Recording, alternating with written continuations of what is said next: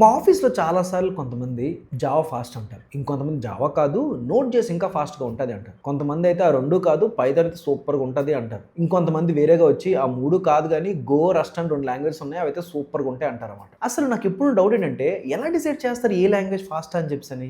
So, ఈ decision తీసుకోవడం కోసం మనం ఏం చేద్దామంటే ఈరోజు ఒక చిన్న ఎక్స్‌పెరిమెంట్ చేద్దాం. ఈ ఎక్స్‌పెరిమెంట్‌లో ఏం చేస్తామంటే ఒక ఏపీఐ తీసుకుందాం. మనం ఎప్పుడు వాడే ఒక అథెంటికేషన్ ఏపీఐ. దాంట్లో యూజర్ నేమ్, పాస్వర్డ్ ఇస్తే అది మనకు కరెక్టా కాదా అని చెప్పేసని మనకి రెస్పాన్స్ ఇస్తది. ఇప్పుడు ఏపీఐని మనం డిఫరెంట్ లాంగ్వేజెస్ రాద్దాం. రాసిన తర్వాత ప్రతి లాంగ్వేజ్‌కి మనం ఒకేసారి ఒక 1,00,000 రిక్వెస్ట్‌ని హిట్ చేద్దాం. హిట్ చేసిన తర్వాత అసలు ఆ లాంగ్వేజ్ ఆ రిక్వెస్ట్‌ని ఎలా ప్రాసెస్ చేస్తుంది, ఎంత టైంలో ఫినిష్ చేస్తుంది అనే దాన్ని చూద్దాం. దీన్ని బట్టి మేబీ మనకు కొంత ఐడియా రావచ్చేమో. ఇప్పుడు ఈ వీడియో లోపలికి వెళ్ళగానే మనకు మెయిన్‌గా ఇక్కడ అబ్జర్వ్ చేస్తే ఒక ఫ్రంట్ ఎండ్ ఉంది, ఒక బ్యాక్ ఎండ్ ఉంది, అలాగే ఒక డేటాబేస్ ఉంది. ఫ్రంట్ ఎండ్ నుంచి నువ్వు యూజర్ నేమ్, పాస్వర్డ్ పంపించగానే అవి ఫస్ట్ బ్యాక్ ఎండ్ దగ్గరికి వెళ్తాయి. బ్యాక్ ఎండ్‌లోకి వెళ్ళగానే బ్యాక్ ఎండ్‌లో మనం ఏం చేస్తాం, ఫస్ట్ దాన్ని ఒక హెచ్‌టిపి రిక్వెస్ట్ లాగా ప్రాసెస్ చేస్తాం. దాని తర్వాత డీబీ నుంచి యూజర్‌ని తెచ్చుకుంటాం. దాని తర్వాత పాస్వర్డ్‌ని మ్యాచ్ చేస్తాం. మ్యాచ్ చేసిన తర్వాత రెస్పాన్స్ ఇస్తాం. ఓకేనా? ఇప్పుడు ఈ విధంగా నీ రిక్వెస్ట్ అనేది ప్రాసెస్ అవుతుంది. ఇప్పుడు మన ఎక్స్‌పెరిమెంట్ కోసం ఏం చేద్దామంటే డీబీ నుంచి వచ్చే రెస్పాన్స్ ఎప్పుడు 100 మిల్లీ సెకండ్సే ఉంటదని చెప్పేసి ఫిక్స్ చేసేద్దాం. అట్ ద సేమ్ టైము ఈ బ్యాక్ ఎండ్ మెషిన్ యొక్క కాన్ఫిగరేషన్ ఏం పెడదామంటే ఒక లైనక్స్ తీసుకుందాము. దాని తర్వాత దానికి ఒక 8 జీబీ ర్యామ్ ఉందనుకుందాం. At the same time 1 core CPU ఉందనుకుందాం. ఓకేనా? ఇప్పుడు ఈ ఎక్స్‌పెరిమెంట్‌తోని మనం డిఫరెంట్ లాంగ్వేజెస్‌లో ఇది ఎలా వర్క్ అవుద్ది అనేది చూద్దాం. వీడియోలోకి వెళ్ళే ముందు మనం మెయిన్‌గా ఒక ఓఎస్ కాన్సెప్ట్ తెలుసుకుందాం. ఆ ఓఎస్ కాన్సెప్ట్ ఏంటి అంటే లెట్స్ సే మీ కంప్యూటర్‌లోని ఇది ఒక అప్లికేషన్ లేయర్, ఇది ఒక ఓఎస్ లేయర్. ఓకేనా? ఇది మీ సిపియూ. సిపియూ పనేంటి? ఇన్‌స్ట్రక్షన్స్‌ని ఎగ్జిక్యూట్ చేయడం. సిపియూకి ఇన్‌స్ట్రక్షన్స్ ఎవరిస్తారు? సిపియూకి ఒక థ్రెడ్ ఉంటదన్నమాట ఓఎస్ లేయర్‌లో.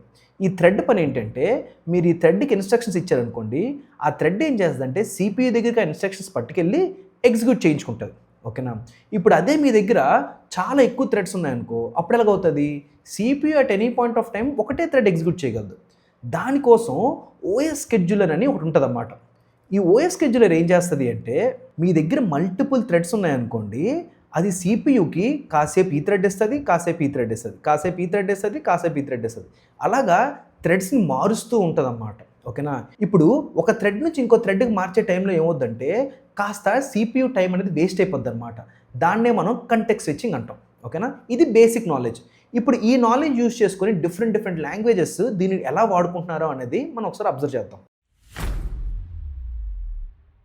ముందుగా మనం జావా దగ్గరికి వద్దాం. ఇక్కడ మీరు జావాలో అబ్జర్వ్ చేస్తే ఇది స్ప్రింగ్ బూట్‌లో రాశాననమాట. ఈ స్ప్రింగ్ బూట్‌లోని ఈ మెథడ్ చూస్తే ఇది వెరిఫై పాస్వర్డ్ అనేది ఎగ్జాక్ట్‌గా చేస్తుంది. దీంట్లో ఒక ఈమెయిల్ ఉంది, ఒక పాస్వర్డ్ అనేది. ఇది నేను ఆర్గ్యుమెంట్స్‌గా పాస్ చేస్తే ఫస్ట్ నేను యూజర్‌ని డేటాబేస్ నుంచి తెచ్చుకుంటున్నాను. దాని తర్వాత ఏమో ఆ యూజర్ ఉన్నాడా లేదా అని చెక్ చేసుకుంటున్నాను. దాని తర్వాత పాస్వర్డ్‌ని మ్యాచ్ చేస్తున్నాను. మ్యాచ్ చేసిన తర్వాత ట్రూ ఆర్ ఫాల్స్ అని చెప్పేసి రిటర్న్ చేస్తాను. ఇప్పుడు ఈ కోడ్ అనేది జావాలో రాసింది ఎగ్జాక్ట్‌గా ఇంటర్నల్‌గా ఎలా వర్క్ అవుద్ది అంటే ఇలాంటి ఆర్కిటెక్చర్ అనేది లోపల ఉంటదన్నమాట. ఓకేనా? ఇది అప్లికేషన్ లేయరు, ఇది ఓఎస్ లేయరు. ఈ అప్లికేషన్ లేయర్‌లో మన స్ప్రింగ్ బూట్ సర్వర్ అయిన టామ్ క్యాట్‌ని రన్ చేస్తున్నాం. ఓకేనా?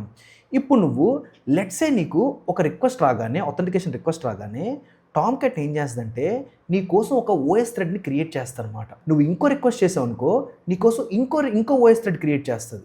అదే టైంలో నువ్వు ఇంకో రిక్వెస్ట్ చేసావనుకో నీ కోసం ఇంకో ఓఎస్ థ్రెడ్ క్రియేట్ చేస్తదన్నమాట.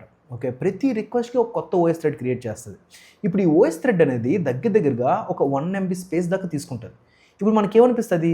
టోటల్‌గా 1,00,000 రిక్వెస్ట్ ఒకేసారి వస్తాయి కాబట్టి 1,00,000 ఓఎస్ థ్రెడ్స్ క్రియేట్ చేస్తది అనుకుంటాం. Which is not completely true అనమాట. ఎందుకంటే ఒక ఓఎస్ థ్రెడ్ అనేది 1 ఎంబీ ఉంది.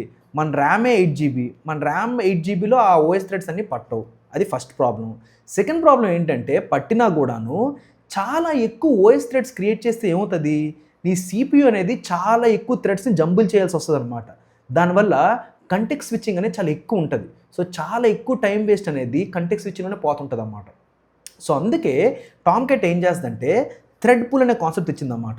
ఈ థ్రెడ్ పూల్‌లో ఏంటి అంటే మ్యాక్స్ నువ్వు లెట్స్ సే ఒక 400 థ్రెడ్స్ మాత్రమే క్రియేట్ చేసుకోగలవు ఓఎస్ అని చెప్పేస్తదనమాట. సో, ఇప్పుడు నువ్వు 1,00,000 రిక్వెస్ట్ చేసినా గూడాను ఫస్ట్ 400 ఓఎస్ థ్రెడ్స్ మాత్రమే క్రియేట్ చేస్తదనమాట. మిగిలిన రిక్వెస్ట్ అన్నీ గూడాను ఇలాగ టామ్ క్యాట్ దగ్గర ఒక క్యూ ఉంటది. ఆ క్యూలో నీ 99,600 రిక్వెస్ట్ అనేవి అక్కడ వెయిట్ చేస్తూ ఉంటాయి. ఓకేనా? ఇప్పుడు ఏమవుతది? లెట్స్ సే ఇప్పుడు ఈ ఓఎస్ థ్రెడ్ ఒక రిక్వెస్ట్‌ని తీసుకుంది. రిక్వెస్ట్‌ని తీసుకోగానే సిపియూ దగ్గరికెళ్ళి హెచ్‌టిపి రిక్వెస్ట్‌ని క్రియేట్ చేయించుకుంది. ఓకేనా? క్రియేట్ చేయించుకున్న తర్వాత నెక్స్ట్ ఏం చేయాలి? డీబీ కాల్ చేయాలి. ఈ డీబీ కాల్ చేయడం కోసం అది డీబీని కాల్ చేస్తది. డీబీ కాల్ చేసే టైంలో సిపియూ పని అసలు ఏమీ ఉండదనమాట. సో, ఈ టైంలో నీ ఓఎస్ థ్రెడ్ అనేది ఖాళీగా అలా ఉంటూ ఉంటది. ఎప్పుడైతే డీబీ కాల్ నుంచి రెస్పాన్స్ వచ్చేస్తుందో అప్పుడు ఏమవుతుంది, పాస్వర్డ్ మ్యాచ్ చేస్తుంది. పాస్వర్డ్ మ్యాచ్కి మళ్ళీ సిపియూ అవసరం ఉంటుంది. సో నీ ఓఎస్ థ్రెడ్ అనేది సిపియూ దగ్గరికి వెళ్ళి ఇన్స్ట్రక్షన్స్ ఎగ్జిక్యూట్ చేయించుకుంటుంది. దాని తర్వాత రెస్పాన్స్ క్రియేషన్ అప్పుడు కూడాను ఓఎస్ థ్రెడ్కి సిపియూ అవసరం ఉంటుంది. ఇదంతా అయిపోయిన తర్వాత నీకు ఆ రెస్పాన్స్ ఇచ్చేసి ఈ ఓఎస్ థ్రెడ్ ఖాళీ అయిపోద్ది అనమాట. ఖాళీ అయిపోయినప్పుడు ఈ 99,600లో ఒక రిక్వెస్ట్ అనేది ఈ ఓఎస్ థ్రెడ్ని మళ్ళీ తీసుకుంటుంది అనమాట. సో ఈ విధంగా నీ రిక్వెస్ట్ అన్ని మెల్లమెల్లగా ప్రాసెస్ అవుతూ ఉంటాయి అన్నమాట. ఇప్పుడు ఈ 1,00,000 రిక్వెస్ట్ కంప్లీట్ అవ్వడానికి రఫ్గా ఎంత టైం తీసుకుంటుంది అనుకుంటాం? లెట్సే ఒక 100 సెకండ్స్ తీసుకుందాం అనుకుందాం. 100 సెకండ్స్లో ఈ 1,00,000 రిక్వెస్ట్ ప్రాసెస్ అవుతాయి. అసలు ఎందుకు ఈ 100 సెకండ్స్ తీసుకుంటుంది అని మనం అబ్జర్వ్ చేస్తే కొంత టైం ఏమో సిపియూ టైం. అంటే ఏంటంటే అసలు సిపియూలోని అన్ని ఇన్స్ట్రక్షన్స్ ఎగ్జిక్యూట్ చేయడానికి ఎంత టైం తీసుకుంటుంది. సెకండ్ టైం ఏం తీసుకుంటుంది, డీబీ కాల్ చేయడానికి ప్రతి రిక్వెస్ట్ ఎంత టైం తీసుకుంటుంది. థర్డ్ థింగ్ ఏంటంటే కంటెక్స్ట్ స్విచ్చింగ్. అసలు ప్రతిసారి ఇన్ని రిక్వెస్ట్ ఉంటున్నప్పుడు ఎంత కంటెక్స్ట్ స్విచ్చింగ్ అనేది టైం వేస్ట్ అవుతుంది అనేది థర్డ్. ఫోర్త్ థింగ్ ఏంటి అంటే గార్బేజ్ కలెక్టర్. నువ్వు ఇప్పుడు ఒక రిక్వెస్ట్ రాగానే ఆ రిక్వెస్ట్ కోసం కొన్ని ఆబ్జెక్ట్స్ క్రియేట్ చేస్తున్నాం కదా. ఇప్పుడు ఆ రిక్వెస్ట్ కంప్లీట్ అయిపోగానే ఆబ్జెక్ట్స్ డిలీట్ చేయాలి కదా. ఆబ్జెక్ట్స్ని ఎవరు డిలీట్ చేస్తారు? అది ఒక గార్బేజ్ కలెక్టర్ డిలీట్ చేస్తుంది అన్నమాట. సో ఆ గార్బేజ్ కలెక్టర్ కూడా మళ్ళీ సిపియూ కొంత టైం అవసరం వస్తుంది. సో ఈ విధంగా నీ 100 సెకండ్స్ అనేది ఈ విధంగా డిస్ట్రిబ్యూట్ అయ్యి ఉంటుంది అన్నమాట. ఇప్పుడు మనం ఏం చేద్దాం అంటే చాలా పాపులర్ థింగ్ అయినా Node.js వెళ్దాం.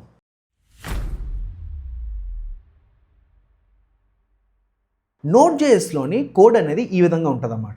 దీంట్లో మీరు అబ్జర్వ్ చేస్తే వెరిఫై పాస్వర్డ్కి ఒక ఆర్గ్యుమెంట్స్ ఉన్నాయి. దాని తర్వాత డేటాబేస్ క్వైరీ చేస్తున్నాను, యూజర్ నాలెడ్జ్ చెక్ చేస్తున్నాను, దాని తర్వాత పాస్వర్డ్స్ మ్యాచ్ చేస్తాను, రిటర్న్ చేస్తాను. సిమిలర్ కోడే, ఓన్లీ థింగ్ అంటే సింటాక్స్ మారుతూ ఉంటుంది.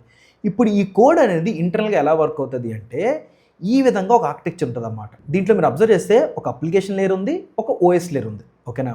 ఇప్పుడు దీనికి మీరు ఒక రిక్వెస్ట్ చేశారనుకోండి, రిక్వెస్ట్ చేయగానే ఆ రిక్వెస్ట్ అనేది ఫస్ట్ మీ రిక్వెస్ట్ని ఒక క్యూలో పెట్టుకుంటుంది అనమాట. దాని తర్వాత మీరు ఇంకో రిక్వెస్ట్ చేశారనుకోండి, దాన్ని కూడా ఈ క్యూలో పెట్టుకుంటుంది అనమాట. మీరు ఇంకో రిక్వెస్ట్ చేస్తే దాన్ని కూడా క్యూలో పెట్టుకుంటుంది అనమాట. అలాగా మీరు చేసిన రిక్వెస్ట్ అన్ని క్యూలో ఉంటాయి. దాని తర్వాత దీని దగ్గర Node.jsలోని జావా లాగా మల్టిపుల్ ఓఎస్ థ్రెడ్స్ ఉండవు అనమాట. ఒకటే ఓఎస్ థ్రెడ్ ఉంటుంది. ఓకేనా? అట్ ద సేమ్ టైం దీంట్లోని ఈవెంట్ లూప్ అని ఉంటుంది అన్నమాట. ఈ ఈవెంట్ లూప్ ఏం చేస్తుందంటే, ఈవెంట్ లూప్ అంటే మళ్ళీ మీరు కన్ఫ్యూజ్ అయిపోకుండా జస్ట్ ఒక వైల్ లూప్ లాంటిది అనమాట. ఈ ఈవెంట్ లూప్ ఏం చేస్తుందంటే మీ రిక్వెస్ట్ని తీసుకొని ఒక ఓఎస్ థ్రెడ్కి అసైన్ చేస్తుంది. ఓఎస్ థ్రెడ్ ఏం చేస్తుంది, సిపియూ దగ్గరికి వెళ్ళి మీ ఇన్స్ట్రక్షన్స్ ఎగ్జిక్యూట్ చేసుకుంటుంది అన్నమాట. ఓకేనా? మన ఇన్స్ట్రక్షన్స్ ఏంటి, ఫస్ట్ హెచ్టిపి రిక్వెస్ట్ క్రియేట్ చేయడం, డేటాబేస్ని కాల్ చేయడం. సో హెచ్టిపి రిక్వెస్ట్ క్రియేట్ చేసింది సిపియూతోని, దాని తర్వాత డేటాబేస్ కాల్ చేయాలి. డేటాబేస్ కాల్ చేసే టైంలో సిపియూ పని లేదని మనకు తెలుసు. ఆ టైంలో ఇది ఖాళీగా ఉంటుంది అన్నమాట. ఈ ఖాళీగా ఉన్న టైంలో ఈ ఈవెంట్ లూప్ ఏం చేస్తుందంటే ఖాళీగా నువ్వు ఓఎస్ థ్రెడ్ని ఎందుకు ఉంచుకోవడం, నువ్వు వెనక్కి వచ్చేయని చెప్పని దాన్ని ర్యామ్లో స్టోర్ చేస్తుంది అనమాట. దాన్ని క్లోజర్స్ అంటారు. ఈ టైంలో ఏం చేస్తుందంటే క్యూలో ఉన్న నెక్స్ట్ రిక్వెస్ట్ని తీసుకొచ్చి ఓఎస్ థ్రెడ్కి ఇస్తుంది. ఓఎస్ థ్రెడ్ ఏం చేస్తుంది, మళ్ళీ సిపి దగ్గరికి వెళ్ళి ఇన్స్ట్రక్షన్స్ ఎగ్జిక్యూట్ చేసుకొని ఇప్పుడు ఇది కూడా డేటాబేస్ని కాల్ చేయాలంటే నువ్వు మళ్ళీ ఓఎస్ థ్రెడ్ని ఎందుకు వేస్ట్ చేయడం అని చెప్పని దాన్ని పట్టుకొచ్చేస్తుంది అనమాట. క్యూలో ఉన్న ఇంకో రిక్వెస్ట్ని ఓఎస్ థ్రెడ్కి ఇస్తుంది అనమాట. అది కూడా డేటాబేస్ కాల్ చేస్తుంది అనుకో, దాన్ని కూడా తెచ్చేస్తుంది అనమాట. ఇప్పుడు మనం స్టోర్ చేసిన క్లోజర్స్ ఏంటి, అసలు ఆ రిక్వెస్ట్ అనేది ఏ లైన్ వరకు ఎగ్జిక్యూట్ అయ్యింది, దాంట్లో ఏ వేరియబుల్స్ ఉన్నాయి, అలాగా ఆ రిక్వెస్ట్ యొక్క స్టేట్ని మనం ఇక్కడ క్లోజర్లో స్టోర్ చేసుకుంటాం అన్నమాట. ఇప్పుడు ఎప్పుడైతే డేటాబేస్ కాల్ వచ్చేస్తుందో అప్పుడు వీటిని మళ్ళీ మనం క్యూలో పెట్టేస్తాం. ఇప్పుడు ఈవెంట్ లూప్ ఏం చేస్తుంది, ఈ రిక్వెస్ట్ని తీసుకొచ్చి మళ్ళీ ఓఎస్ థ్రెడ్కి అసైన్ చేస్తుంది. ఓఎస్ థ్రెడ్కి అసైన్ చేస్తే దాని తర్వాత ఏమవుతుంది, పాస్వర్డ్ మ్యాచింగ్, దాని తర్వాత response creation. Password matching, response creation అయిపోయిన తర్వాత మనం యూజర్కి రెస్పాన్స్ ఇచ్చేస్తాం. దాని తర్వాత దీని రెస్పాన్స్ కూడా వచ్చింది అనుకో డేటాబేస్ నుంచి, అది కూడా మళ్ళీ క్యూలోకి వెళ్తుంది. దీని రెస్పాన్స్ కూడా డేటాబేస్ వచ్చింది అనుకోండి, ఇది కూడా క్యూలోకి వెళ్తుంది. అలాగా ఇక్కడ మీరు అబ్జర్వ్ చేస్తే ఒకటే ఓఎస్ థ్రెడ్, ఒకటే ఈవెంట్ లూప్తోని మీ అన్ని రిక్వెస్ట్ సీక్వెన్షియల్గా వెళ్తూ ఉంటాయి అన్నమాట. ఓకేనా? ఇక్కడ మీరు అబ్జర్వ్ చేస్తే ఒకటే ఓఎస్ థ్రెడ్ని ఖాళీగా ఉంచకుండా ఎఫెక్టివ్గా Node.js అనేది వాడుకుంటుంది అన్నమాట. ఇప్పుడు Node.jsలోని ఒకటే ఓఎస్ థ్రెడ్ ఉన్న వల్ల ప్రాబ్లం కూడా ఉందన్నమాట. అదేంటి అంటే పొరపాటుని ఇప్పుడు మీరు ఒక రిక్వెస్ట్ ఇచ్చారు, ఇప్పుడు ఈ రిక్వెస్ట్ అనేది చాలా ఎక్కువసేపు సిపి దగ్గర తీసుకుంది అనుకోండి, మీ ఒక్క ఓఎస్ థ్రెడ్ ఇక్కడే స్టక్ అయిపోయి ఉండిపోద్ది. ఈవెంట్ లూప్ ఇంకో దానికి అసైన్ చేయడానికి అసలు మీకు ఓఎస్ థ్రెడ్సే లేవన్నమాట. సో అందుకే మరీ హెవీ సిపియూ వర్క్ ఉన్న దగ్గర మనం ఈ ఒక్కటే ఓఎస్ థ్రెడ్ అనేది అంత ఎఫెక్టివ్ కాదనమాట. ఇప్పుడు ఈ 1,00,000 రిక్వెస్ట్ని ప్రాసెస్ చేయాలంటే మనకు దగ్గరగా ఒక 100 సెకండ్స్ తీసుకుంది అనుకోండి. ఓకేనా? ఈ 100 సెకండ్స్ ఎక్కడ తీసుకుంటుంది, ఫస్ట్ ఏమో ఆబ్జెక్ట్ క్రియేషను, అదంతా సిపియూ పని. నెక్స్ట్ ఏమో డీబీ కాల్స్ సిపియూ పని ఉండదు. దాని తర్వాత ఏమవుతుంది, దీంట్లో కంటెక్స్ట్ స్విచ్చింగ్ అనేది లేదు. ఎందుకు, ఒకటే ఓఎస్ థ్రెడ్ కాబట్టి కంటెక్స్ట్ స్విచ్చింగే లేదు. థర్డ్ థింగ్ ఏంటి అంటే గార్బేజ్ కలెక్టర్. దీంట్లో కూడా గార్బేజ్ కలెక్టర్ ఉంటుంది. గార్బేజ్ కలెక్టర్ ఏం చేస్తుందంటే నీ రిక్వెస్ట్ అయిపోయిన తర్వాత నీ రిక్వెస్ట్లో ఉన్న ఆబ్జెక్ట్స్ అన్నిటిని కూడా డిలీట్ చేస్తారనమాట. దానికి కూడా సిపియూ అవసరం ఉంటుంది. సో ఈ విధంగా నోట్ జేఎస్ అనేది నీ రిక్వెస్ట్ని హ్యాండిల్ చేస్తుంది. ఇప్పుడు అందరికీ ఫేవరెట్ అయిన పైథాన్ దగ్గరికి వెళ్దాం.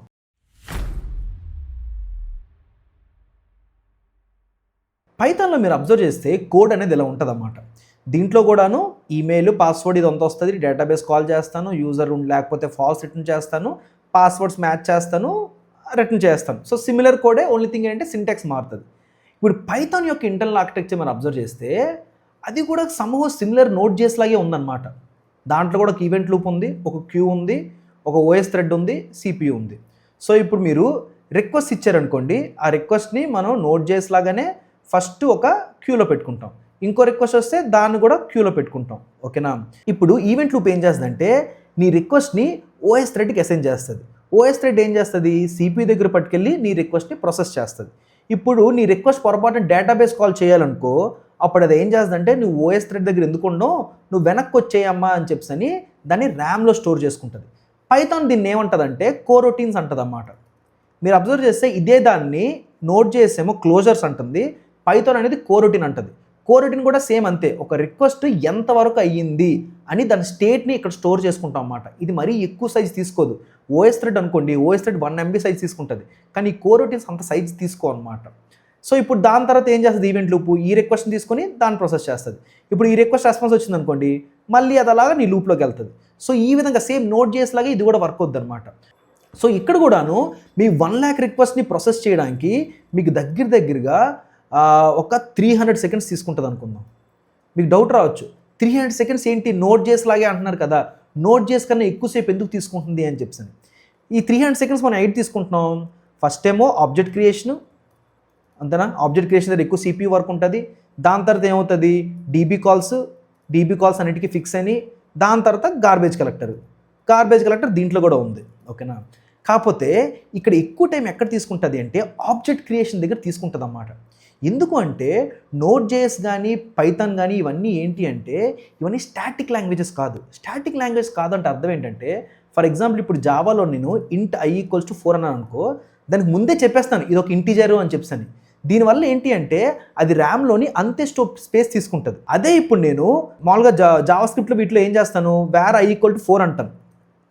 ఓకేనా? అది అసలు ఇంటిజర్ అని చెప్పేసి రన్ టైంలో తెలుస్తుంది, అంతే తప్ప ముందే తెలియదు అనమాట అదొక ఇంటిజర్ అని చెప్పేసి. సేమ్ పైథాన్లో కూడా ఇలాగే ఉంటుందట. పైథాన్లో కూడా ముందే అది ఇంటిజరా లేకపోతే స్ట్రింగా ఏంటా అని చెప్పేసి రన్ టైంలో తెలుస్తుంది. సో దీనివల్ల జావాలో ఇది 4 bytes ఇస్తుంది అనుకోండి, నోట్ జేఎస్లో కానీ పైథాన్లో కానీ దగ్గర 20 కన్నా ఎక్కువ బైట్స్ తీసుకుంటుంది అనమాట. సో మీ ఆబ్జెక్ట్ క్రియేషన్కి ఎక్కువ టైం తీసుకుంటుంది. ఎందుకంటే ఆబ్జెక్ట్లో ఏ డేటా టైప్స్ ఉన్నాయని మనం ముందే తెలియకపోవడం వల్ల ఎక్కువ టైం తీసుకుంటుంది. మరి మీకు అనిపించవచ్చు నోట్ జేఎస్ పైథాన్ ఒకే టైం తీసుకోవాలి కదా, 2 స్టాటిక్ లాంగ్వేజెస్ కాదు కదా అని చెప్పి. కాకపోతే నోట్ జేఎస్లో రీసెంట్ వర్జన్స్లో వాడు కొన్ని ఆప్టిమైజేషన్స్ చేయడం వల్ల నోట్ జేఎస్ అనేది పైథాన్ కంటాను బెటర్గా ఆబ్జెక్ట్ని హ్యాండిల్ చేస్తుంది అనమాట. సో ఈ విధంగా పైథాన్ అనేది మీ రిక్వెస్ట్ని హ్యాండిల్ చేస్తుంది. ఇప్పుడు మనం చాలా ఫేమస్ అయిన గో లాంగ్వేజ్కి వద్దాం. గో లాంగ్వేజ్లో మీరు అబ్జర్వ్ చేస్తే దీంట్లోనేమో ఈమెయిల్ పాస్వర్డ్ ఉంటుంది, దాని తర్వాత మనం డేటాబేస్ క్వరీ చేస్తాం, డేటాబేస్ క్వరీ చేసిన తర్వాత సేమ్ కోడే ఉంటుంది, పెద్ద తేడా ఉండదు. ఓన్లీ థింగ్ అంటే సింటాక్స్ మారుతుంటుంది. ఇప్పుడు గో దీన్ని ఇంటర్నల్గా ఎలా చేస్తుంది అని అబ్జర్వ్ చేస్తే దీంట్లో ఇలాంటి ఆర్కిటెక్చర్ ఉంటుంది అన్నమాట. ఇది ఒక ఓఎస్ లేయరు, ఇది అప్లికేషన్ లేయర్. ఓకేనా? ఇప్పుడు మీకు ఒక రిక్వెస్ట్ రాగానే గో మీకోసం ఏం చేస్తుంది అంటే ఒక కోరొటీన్ క్రియేట్ చేస్తారు అన్నమాట. దాన్ని కోరొటీన్ అంటారు. మీ రిక్వెస్ట్ని ఫస్ట్ ఇక్కడ దాస్తుంది, దాంతో మీరు ఇంకో రిక్వెస్ట్ చేశారనుకోండి దానికోసం ఇంకో కోరొటీన్ చేస్తుంది అనమాట. మీరు ఇంకో రిక్వెస్ట్ చేశారనుకోండి మీకోసం ఇంకో కోరొటీన్ క్రియేట్ చేస్తుంటారు. అలాగే మీరు ఎన్ని రిక్వెస్ట్ చేస్తే అన్ని కోరొటీన్స్ క్రియేట్ చేస్తుంది. ఈ కోరొటీన్స్ అనేటికి పెద్ద స్పేస్ అని తీసుకోదన్నమాట, ఫ్యూ కేబీస్లోనే ఉంటుంది. ఇప్పుడు ఇక్కడ మీరు అబ్జర్వ్ చేస్తే ఓఎస్ థ్రెడ్స్ ఉన్నాయి.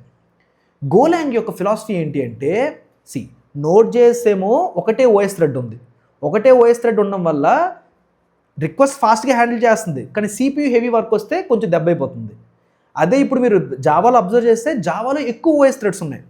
ఓకేనా? ఎక్కువ ఓఎస్ థ్రెడ్ ఉండడం వల్ల కంటెక్స్ట్ స్విచ్చింగ్ అనేది ఎక్కువ అయిపోతుంది.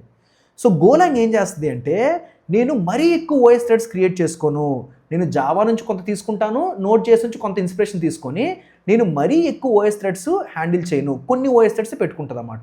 దగ్గర లెట్స్ ఇది ఒక 4 to 5 ఓఎస్ థ్రెడ్స్ అనేది క్రియేట్ చేసుకుంది. ఓకేనా. ఇక్కడ మీరు అబ్జర్వ్ చేస్తే ఓఎస్ స్కెడ్యూలర్తో పాటు ఇక్కడ ఒక స్కెడ్యూలర్ ఉందన్నమాట అప్లికేషన్ లేయర్లో. ఓకేనా, దాన్ని గో స్కెడ్యూలర్ అంటదన్నమాట. ఈ గో స్కెడ్యూలర్ ఇంట్రెస్టింగ్గా ఏం చేస్తుందంటే, మీ రిక్వెస్ట్ ఉంది కదా, మీ రిక్వెస్ట్ ఒక కోరొటీన్ ఉంది, దీన్ని కోరొటీన్ అంటాం. ఇక్కడ మీరు అబ్జర్వ్ చేస్తే ఒక గో స్కెడ్యూలర్ ఉందన్నమాట.